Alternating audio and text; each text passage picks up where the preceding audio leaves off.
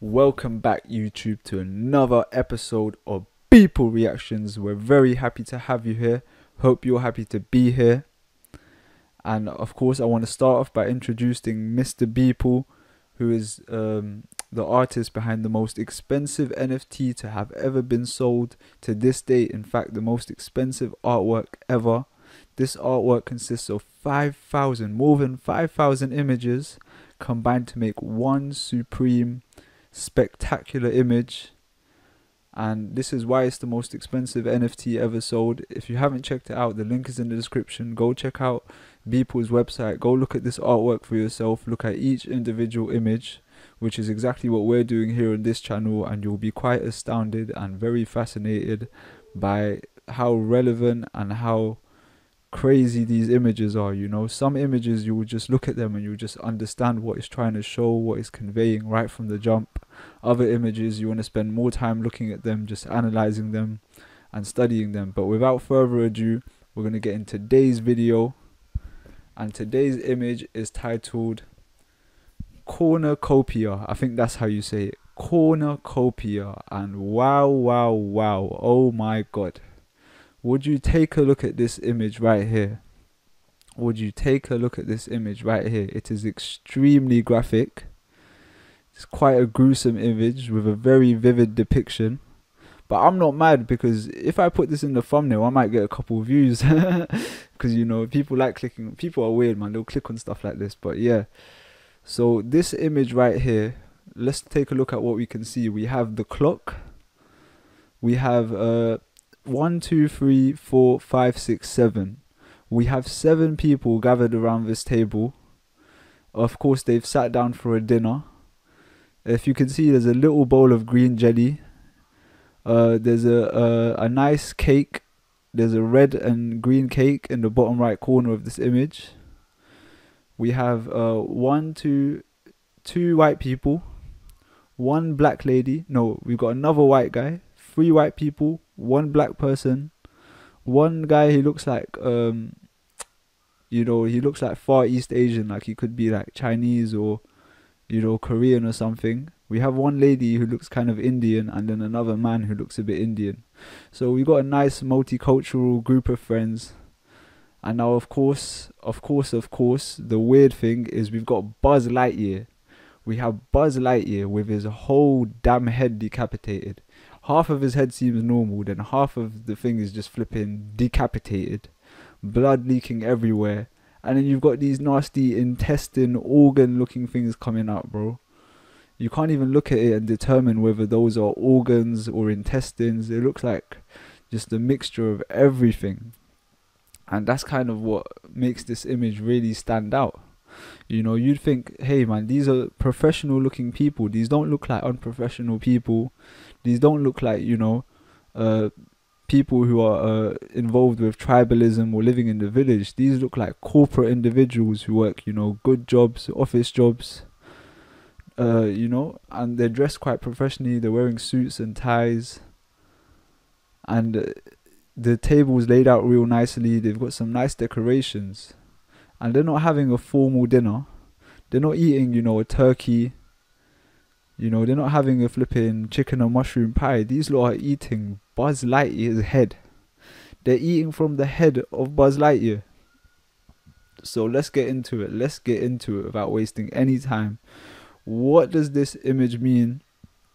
What is this image trying to show? What is the deeper meaning behind this image? Because as you know, every Beeple image is related to people, and it has a deeper meaning behind every single image you're looking at.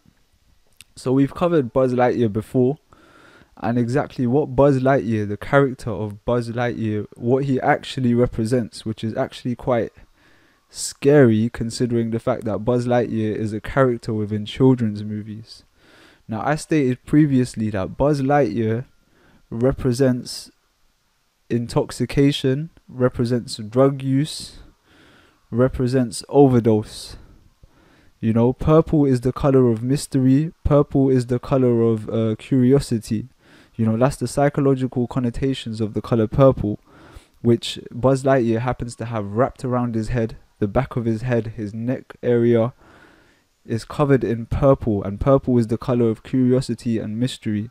So instantly that makes me think of drug use. What reinforces this belief is his name being Buzz. You know, when people consume marijuana or drink alcohol or take any kind of drug, the first things they say is, oh, I'm feeling a little buzz, I've caught a little buzz. You know, people have been saying that for a long time. I think since the 70s people have been using the word buzz, even before the Toy Story movies came out. So it's the word buzz. He's got the purple wrapped around his head, as if to say, you know, a drug taking over his head, the curiosity of the drug or the mystery of the drug taking over his being, his vessel, his brain sort of area. You know, he's got a very large chin. You know, that could be to do with, you know, him having a big ego. You know, using drugs can really mess with your ego and your perception of yourself. And, you know, when you're high on drugs, you can think that you're a lot greater and a lot more powerful than you actually are. So perhaps that's what the massive chin could signify, the big ego. That's a consequence of drug use. But there is a lot of images within Beeple where you will see Buzz Lightyear. So it's very important to understand what the character of Buzz Lightyear represents, what he signifies, which is the use of intoxicants, intoxication, and this is being taught to our young children through the character of Buzz Lightyear. You know, familiarizing, becoming intoxicated, familiarizing substance abuse. These are the things that this Buzz Lightyear character represents, not just because of the purple wrapped around his head, but also because of his name being Buzz. You know, he's got a red button on him, an ejection button. You know, there's a lot of things. And, you know, Lightyear as well. The second name is Lightyear. You know, when you take drugs or you take alcohol, time passes really fast. Time just kind of flies by. The deeper the drug you take, the quicker time goes by. It's like light years are flying by. So again, the Buzz Lightyear, can you see the name kind of gives it away, that this character represents more than just your innocent childhood hero, you know? So Buzz Lightyear, he's a very interesting character. You definitely want to study him and what he represents. And I think you'll figure out a very dark side behind this character, a very dark meaning behind this character. Now, why is Buzz Lightyear's head on this table? So we've spoken about what Buzz Lightyear represents. Now let's get into why is Buzz Lightyear's head on this table? Why is it flipping decapitated with blood leaking out on it? Now, on a table like this, in an environment like this, where they're having a dinner, I would expect a turkey. Instead of seeing Buzz Lightyear's head on this metal plate in the center, I'd expect to see a turkey. A rooster or a turkey or like a nice chicken. You know, everyone takes a little leg piece, someone can take a breast piece, and you're set. But no, instead we're seeing Buzz Lightyear. So I think what this is trying to convey is, as humans, our overindulgence in food. You know, this is one of the biggest problems across the world today, is people overindulging in food. You know, we have obesity all over the world, high cholesterol levels, high blood pressure, random diseases and illnesses popping out of nowhere, and a large portion of it is as a result of you know, bad foods, eating bad foods and toxic foods and salty foods. And you know, I'm not a vegan. I personally do eat meat, but you know, I think the way a vegan person would interpret this image is that by people consuming meat, they're overindulging. People who consume meat are quite excessive. And you know, it's like, it's quite a primal thing. You know, eating meat is so easy for us to just head on to KFC or head on to pay McDonald's, pay $1 or $2 and get yourself a burger. And you've got the meat within the burger, and you don't really second think it too much, like, where did this meat come from? But when you start thinking about it deeply, you realize, hey man, there was a damn cow. The cow got killed. They took the meat out of the cow, then they chopped it up, then they barbecued it, then they seasoned it and put it in the burger. So, you know, it's quite a primal thing. Eating meat is quite a primal thing. And I think that's one of the things which this image is trying to show, is how barbaric and how primal eating meat is.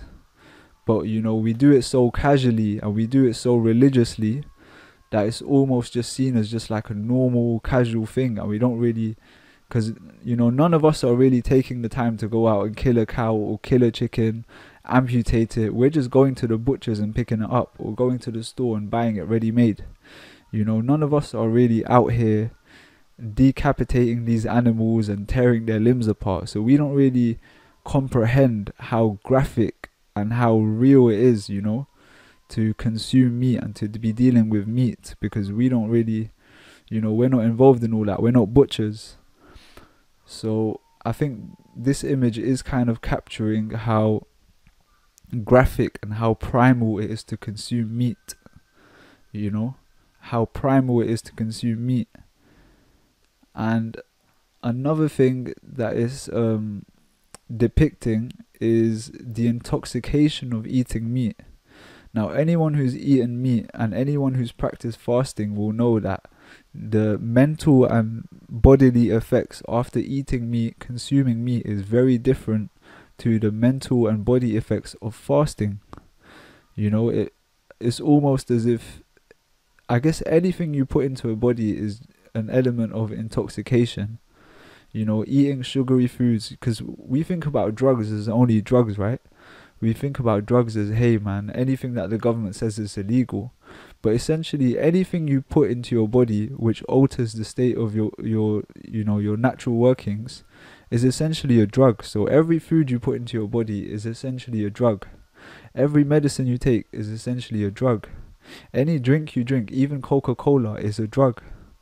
Right? So anything you consume is an intoxicant, and meat is no different. Eating meat, we call it eating meat, but it's essentially taking drugs. You know, and one thing I'll say about when I consume meat is that my mind works a lot slower. I've noticed if I consume meat, my mind isn't so rapid, it's not so sharp, it's a lot more slowed down.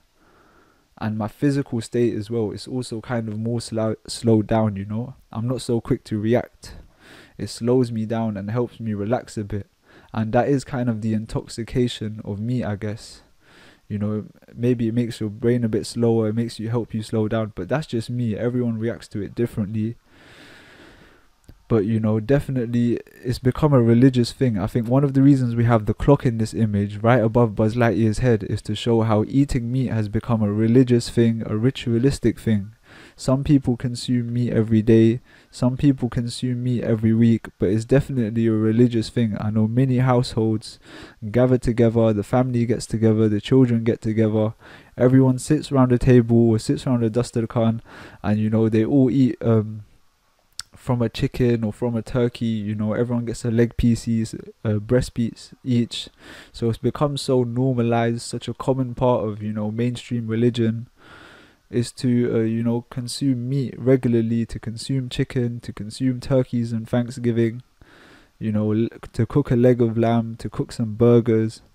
And I think this image is showing how consuming meat is a form of intoxication. Not saying it's good or bad, but you know, it will definitely alter your natural state. You know, I think consuming too much red meat can actually be harmful, just like consuming too much of any drug can be harmful. And it definitely has a significant impact on your mental state, you know. And it can be good in a way, I guess, but it can also be bad in a way. Take it how you want. But I think the main purpose of this image is to depict the primal nature of consuming meat, how real it is, how primal it is. Like, for you to just get that chicken burger, you haven't really thought about all that blood exploding, all these organs coming out, and just the whole graphicness of it. You're just kind of like, let me just get my food, bro. I'm not even trying to think about that, you know. And if you look at everyone sat around the table, everyone has a normal expression on their face.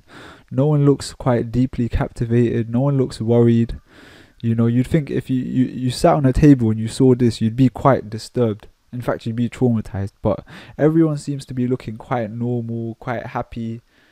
So, you know, that just goes to show again, like, when we're consuming meat and we're eating meat, again, not saying it's right or wrong. I'm not a vegan but I do consume meat, but I'm not over the top with it. I don't consume crazy amounts. You'll definitely never see me eat raw meat. For some reason nowadays you see a lot of people on YouTube consuming raw meat. And again, I'm not saying it's right or wrong. I think my body personally would not be able to digest that anyway. But you know, these people they're not even fazed by it. They're not even looking at it. They're looking at each other. They seem to be like in deep conversation. So, you know, again, goes to show how when there's meat on the table nowadays, people don't even second think it. People don't even question it that much.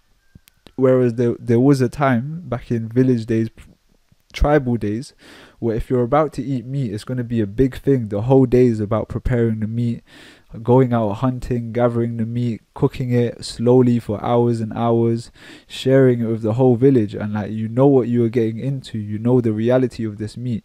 Nowadays you just go to a restaurant, pay money, and it gets brought straight to you. You don't have to go out hunting, you don't have to start, you know, skinning it, you don't have to cook it for hours and hours. You just have to go to a restaurant and give some money essentially. So yeah, man, I think we figured out this image quite well, what it represents. And although it does look quite graphic, the message is not as graphic. The message is quite easy to understand.